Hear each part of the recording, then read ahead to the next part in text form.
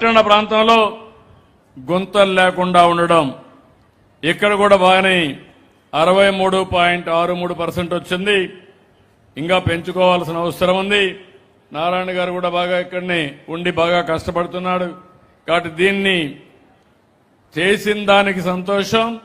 రేపు రాబోయే రోజుల్లో పట్టణ ప్రాంతంలో బెస్ట్ రోడ్స్ ఉండాలి, గుంతలే ఉండకూడదు, మట్టి కూడా లేయకూడదు.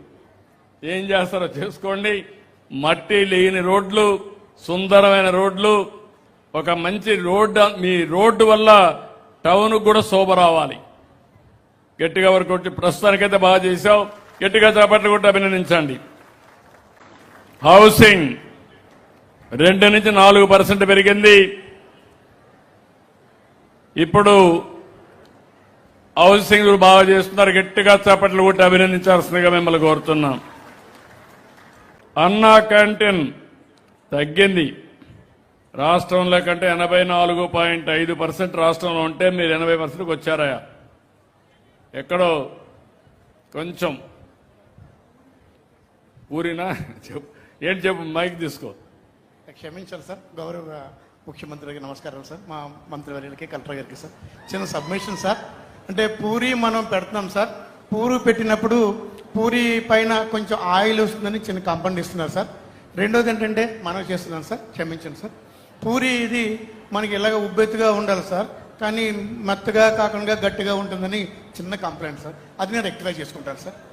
అక్షయ పత్రలతో మాట నేను రెక్టిఫై చేసుకుంటాను సార్. ఏం చేస్తావు తెలియదు, నువ్వు వాళ్ళతో మాట్లాడుకొని కరెక్ట్ చేసుకోవాలి. నాకు అల్టిమేట్ గా ప్రజలు సాటిస్ఫాక్షన్, వాళ్ళు చెప్పిందే నాకు వేదం. అది నెరవేర్చే వరకు మీ బాధ్యత. ఇద్దరం కలిసి ముందుకు okay. A few moments later. Sanitation, municipal administration week గా ఉన్నారు. మా నారాయణ గారు కూడా ఇక్కడే ఉన్నారు, జిల్లా మంత్రి. ఇక్కడ ఏమయ్యా బాలేవయ్యా, మళ్ళా మైనస్ అయ్యావు బాగా. నువ్వు హుషారుగా మాట్లాడుతున్నావు, కానీ పని మాత్రం కనపడలా నాకు. సార్ హౌసింగ్ అన్ని కూడా క్లీన్ చేసుకున్నాం సార్, బాగుంది సార్. ఈ ఆపరేషన్ క్లీన్ స్ట్రిప్ లో భాగంగా ఇప్పుడు మనం సిటీని క్లీన్ 4% మైనస్ లో ఉన్నావు. అది ఉండడానికి వీలు లేదు.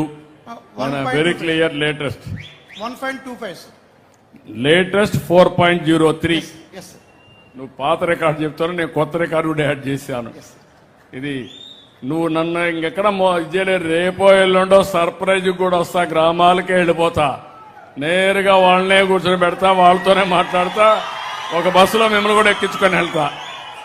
ఒక బస్సే మీకు నాకు అందరికీ, అదే బస్సులో వెళ్దాం, వాస్తవాలు కనుక్కుందాం. ఇప్పుడు తమరు ఆపరేషన్ క్లీన్ స్వీప్ ప్రోగ్రామ్ పెట్టారు సార్. దానిలో భాగంగా ఇప్పుడు కాకినాడ సిటీని క్లీన్ సిటీగా మారుస్తుంది సార్. కలెక్టర్ గారు కూడా మీటింగ్ పెట్టి ఏం చేస్తావు నాకు తెలియదు, మళ్ళా రాకూడదు, జాగ్రత్తగా ఉంది. Yes sir, yes sir. Thank you sir.